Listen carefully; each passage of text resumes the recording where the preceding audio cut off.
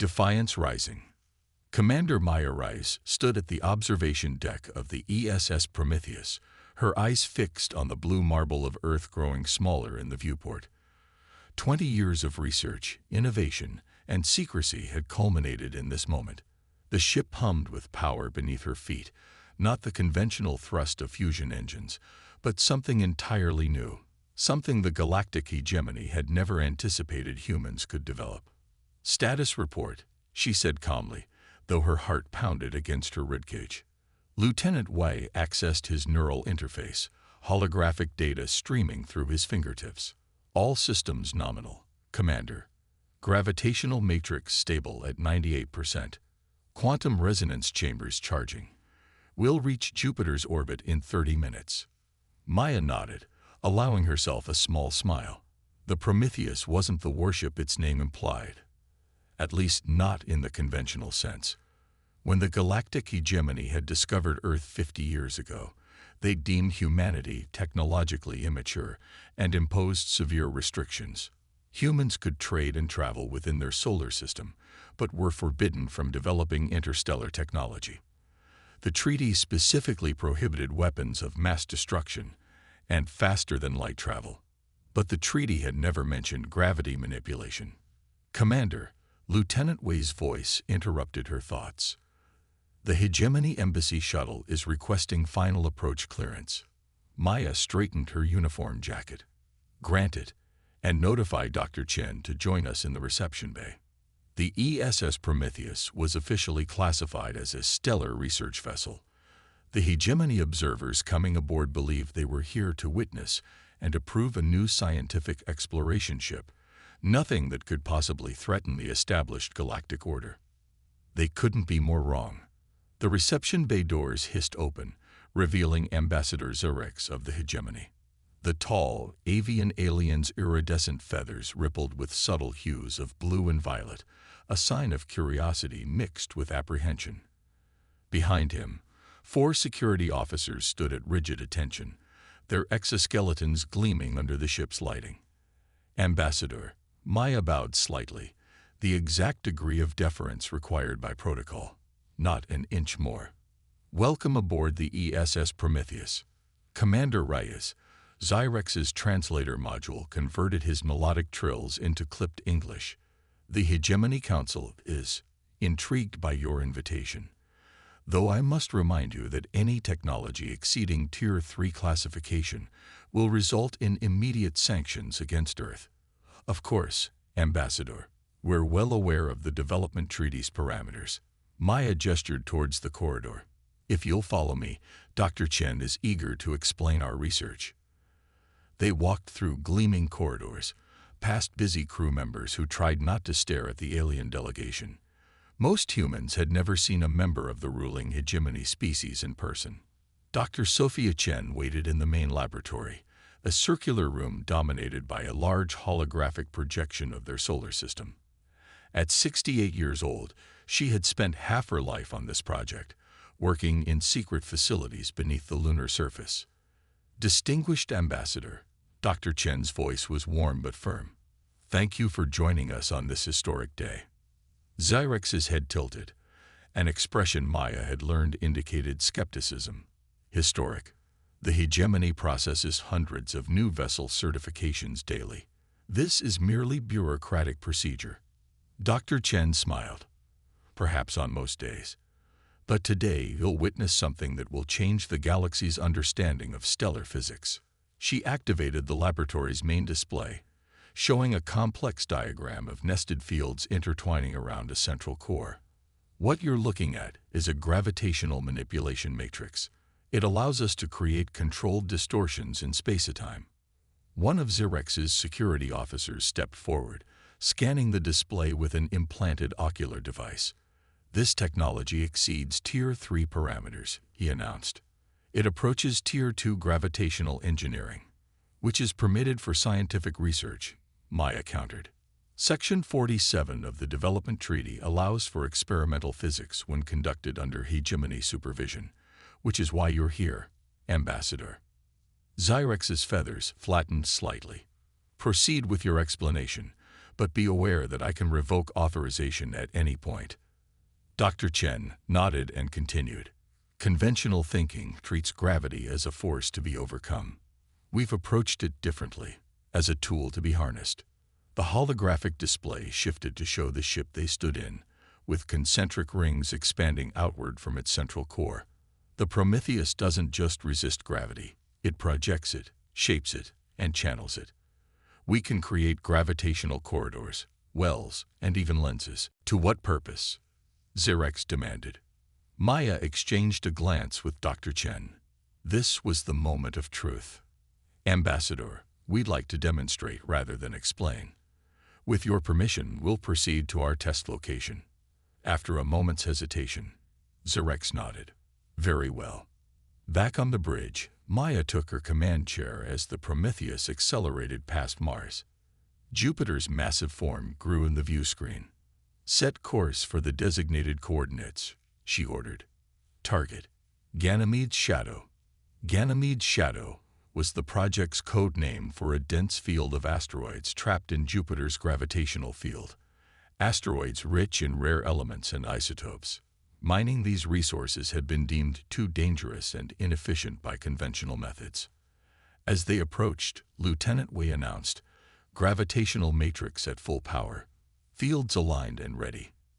"Ambassador," Maya gestured to the view screen. "What you're about to witness is the real purpose of the Prometheus." She nodded to the helmsman. "Engage the architect protocol." The ship hummed as its gravitational projectors activated. Outside, invisible forces reached across thousands of kilometers, enveloping the asteroid field.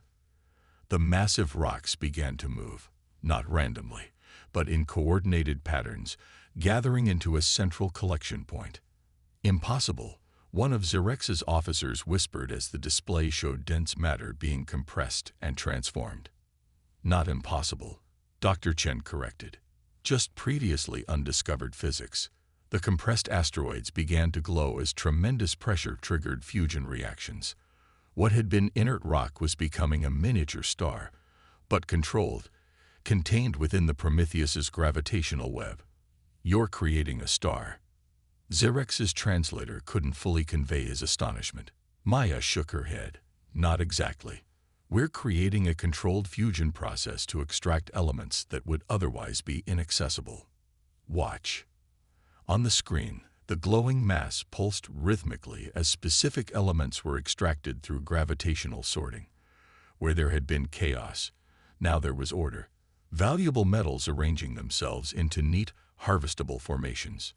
"The Prometheus isn't a weapon, Ambassador," Maya explained. "It's an architect. A builder. With this technology, we can reshape debris fields into useful resources, clear dangerous asteroids from shipping lanes, even stabilize failing planetary orbits." She turned to face the stunned alien delegation. "The hegemony restricted Earth from building weapons, so we built something better." Xerxes' feathers trembled. "This technology, it violates the spirit of the treaty, if not the letter."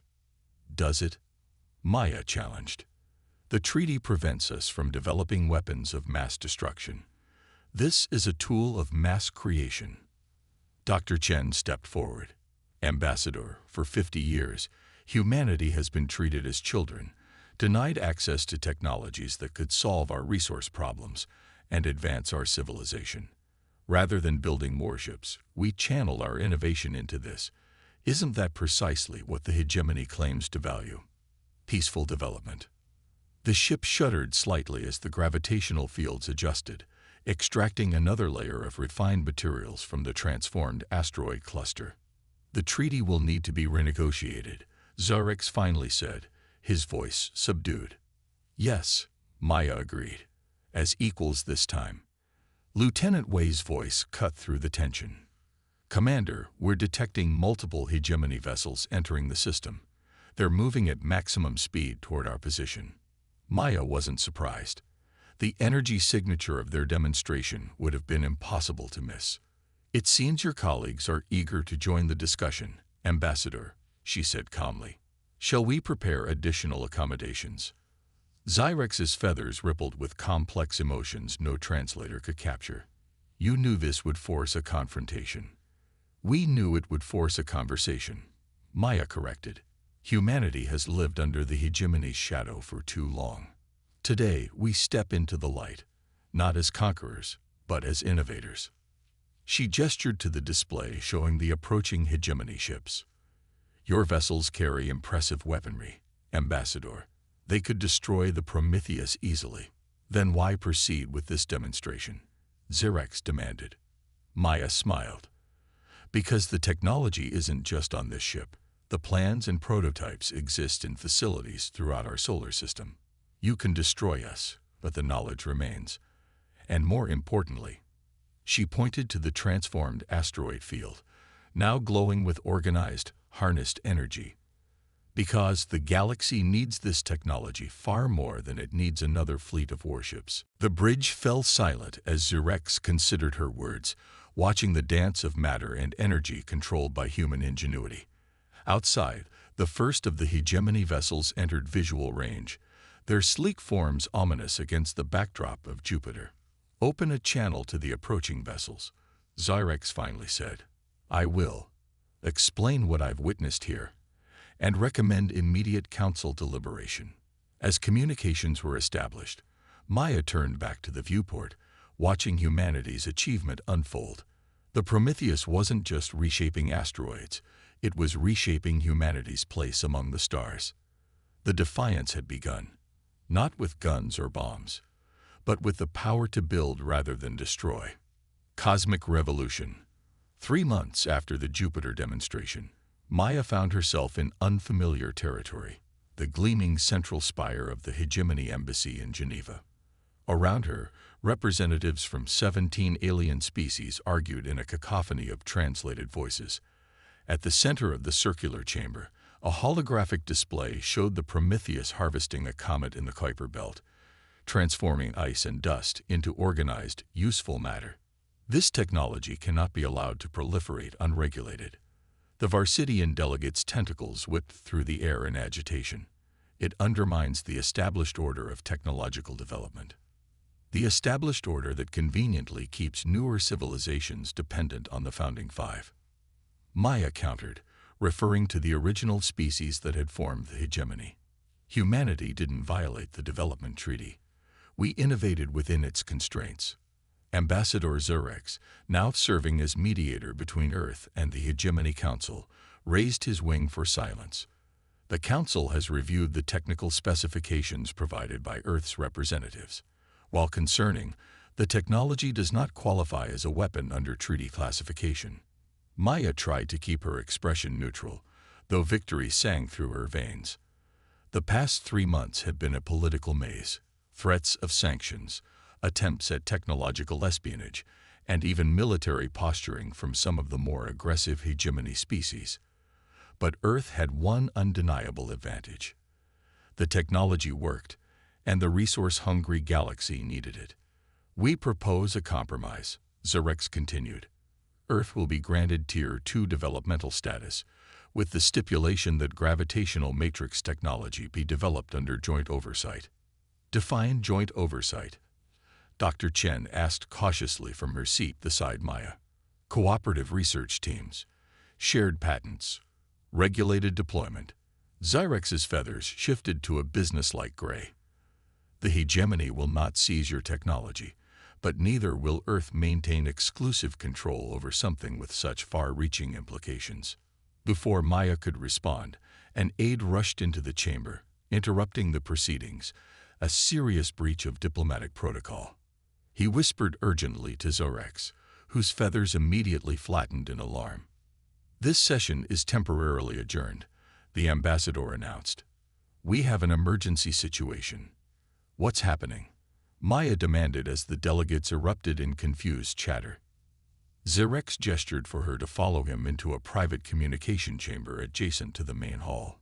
Inside, a three-dimensional projection showed a binary star system approximately 12 light-years from Earth. The Proxima Centauri mining colony, Xyrex explained. A stellar flare of unprecedented magnitude has destabilized the orbital mechanics of the entire system. The habitation platforms are falling toward the star. Evacuation, Dr. Chen asked. Impossible in the time frame available. 23,000 colonists from 11 species will be lost. Xyrex's voice was grim, including 300 humans. Maya studied the projection, watching the deteriorating orbits. How long until catastrophic failure? 46 hours. She exchanged a glance with Dr. Chen. The Prometheus could reach the system in 30 hours at maximum speed. And do what?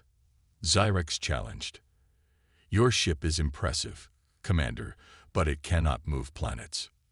No, Maya agreed, but it can stabilize orbits through targeted gravitational manipulation.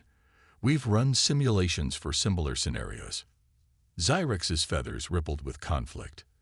You're proposing an untested application of experimental technology in a crisis scenario. I'm proposing the only solution that might save 23,000 lives, Maya corrected. But we'll need immediate clearance to traverse hegemony space at emergency speed and access to all orbital data for the Proxima system. The ambassador was silent for a long moment, his alien eyes unreadable. Then he reached for the communication panel. This is Ambassador Xyrex requesting emergency council authorization for Earth vessel ESS Prometheus to proceed to Proxima Centauri under diplomatic escort. Priority Alpha. 28 hours later, the Prometheus dropped out of faster-than-light travel at the edge of the Proxima Centauri system. Maya had barely slept, working with Dr. Chen and the engineering team to adapt their gravitational matrices for the unprecedented challenge ahead. The view screen showed chaos. The binary star's recent flare had created a solar storm that was pushing the mining habitats out of their stable positions. The massive platforms, each housing thousands of colonists, were already beginning to tumble toward the stellar inferno. Situation update, Maya ordered, striding onto the bridge from the engineering deck. Lieutenant Wei looked up from his station, his face drawn with tension. Habitat Platform Alpha has lost 38% of its stabilizing thrusters. Platforms Beta through Delta are maintaining marginal stability, but their orbits are degrading. Estimated time to critical failure, 14 hours. And the hegemony vessels. 6 rescue ships are attempting evacuation of Platform Alpha, but they can only accommodate 2,000 colonists total. The rest. He didn't need to finish the sentence. Maya took her command chair, studying the tactical display. Deploy gravitational sensors. Full spectrum analysis of the current orbital dynamics. As the crew worked, a communication alert sounded. Incoming transmission from Habitat Platform Alpha, the communications officer announced. On screen, Maya ordered. The view screen shifted to show a control center in disarray. A Raxian administrator, his scaled face taut with stress, appeared. Earth vessel, this is Chief Administrator Vex. We were informed you might render assistance, though I fail to see how. Administrator, I'm Commander Rise of the ESS Prometheus. We have technology that may stabilize your platforms until full evacuation can be completed. The Raxian's double-lidded eyes blinked skeptically. Earth technology. The Hegemony Information Database indicates your species is Tier 3 at best. Under different circumstances, Maya might have smiled at the irony. Recent upgrades. Administrator, please transmit your structural schematics and gravitational tether points. We need to understand exactly how your platforms maintain orbital position. After a brief hesitation, the administrator nodded to someone off-screen. Transmitting data now. But I must inform you that Platform Alpha has begun primary structural failure. We have less than 10 hours. When the transmission ended, Maya turned to Dr. Chen. Can we adapt the matrices quickly enough? The scientist's hands danced through holographic data, her expression focused. The principles are the same, just at a larger scale. Instead of manipulating asteroid fields, we'll be creating a gravitational anchor point to counter the solar wind pressure and the power requirements. Dr. Chen hesitated. Beyond our normal operational parameters, We'll need to run the core at 130% capacity. The gravitational matrices haven't been tested at those levels, Lieutenant Wei warned. No time like the present, Maya replied, her voice steadier than she felt. Begin deployment sequence. Position us between Platform Alpha and the star. The next 8 hours were the most intense of Maya's career. The Prometheus positioned itself at a focal point where its gravitational influence could maximize stability for the endangered habitats. As the ship's core temperature rose to dangerous levels, they extended gravitational tethers, invisible lines of force that helped counter the solar wind pushing the platforms out of orbit. On the main view screen, they watched as Platform Alpha's erratic tumble gradually stabilized. The hegemony evacuation ships, initially skeptical of the human intervention, began coordinated rescue operations as the platforms held steady. "Commander," Lieutenant Wei called out, his voice tight, core temperature approaching critical threshold. The matrices are showing strain fractures in sections 3 and 7. Maya gripped the arms of her command chair. "Reroute cooling systems from non-essential decks. We need to hold position for 3 more hours to complete the evacuation." "The structural integrity of the matrices won't last 3 hours at this output," Dr. Chen warned, her fingers flying across her console. "We need to reconfigure to distribute the load." Maya made a split-second decision. Implement reconfiguration and open a channel to all hegemony vessels in the system. When the communication was established, she addressed the fleet commanders directly. "This is Commander Reyes. We're about to reduce our gravitational support to reconfigure our systems. Your vessels will experience approximately 40 seconds of increased turbulence. Adjust your evacuation operations accordingly." Without waiting for acknowledgement, she nodded to Dr. Chen. "Execute reconfiguration." The ship shuddered violently as the gravitational matrices powered down and realigned. On the display, the platforms began to drift slightly before the reconfigured matrices engage, creating a more dispersed but sustainable gravitational web. "New configuration holding," Dr. Chen announced, relief evident in her voice. "Core temperature stabilizing. We can maintain this output for approximately 4 hours." Maya allowed herself a small breath of relief. Status of the evacuation. Platform Alpha at 67% evacuation. Beta at 42%. The hegemony vessels are working at maximum capacity. Lieutenant Wei paused, looking up from his display.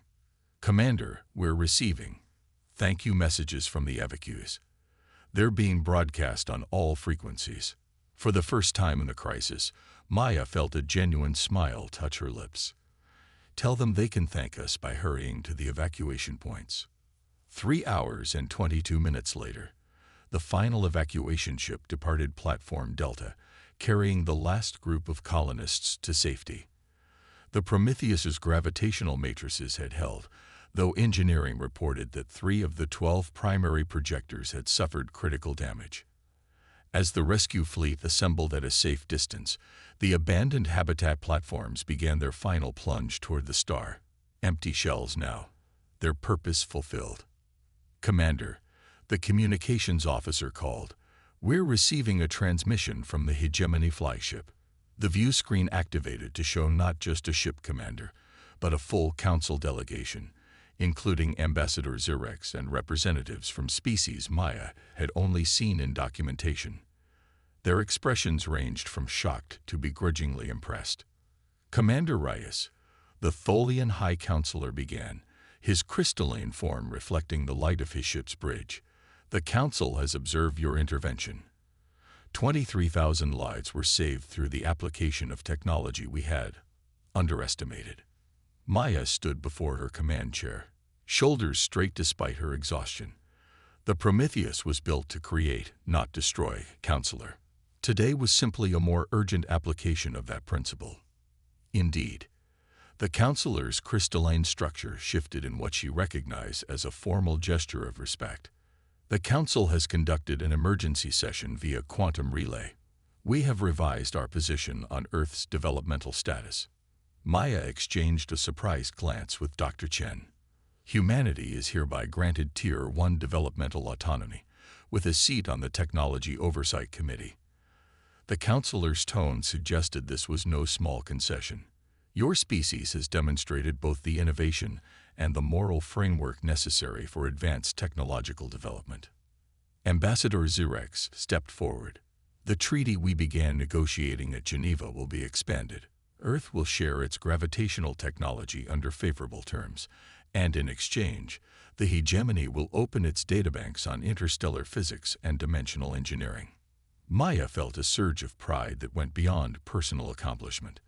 This was what humanity had worked toward, not domination through superior firepower, but respect through superior innovation. "We accept these terms, Counselor," she replied formally, "and we look forward to working alongside the hegemony as equals."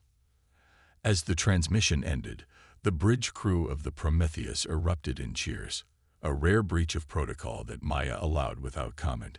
They had earned this moment. Lieutenant Wei approached her command chair, offering a data tablet. "Engineering reports the gravitational matrices will require substantial repairs, estimated 3 weeks at a space dock." Maya nodded, signing the authorization. "Have the coordinates for Earth been transmitted to our hegemony escort?" "Yes, Commander. They'll provide faster-than-light corridors all the way home." He hesitated, then added, "The Varsidian science vessel has requested permission to send a technical team to observe our repairs." "Granted, with appropriate security protocols." She handed back the tablet and looked around at her exhausted but triumphant crew. "Set course for home, Lieutenant. Our first mission is complete." As the Prometheus aligned for its return journey, Maya returned to the observation deck where her journey had begun.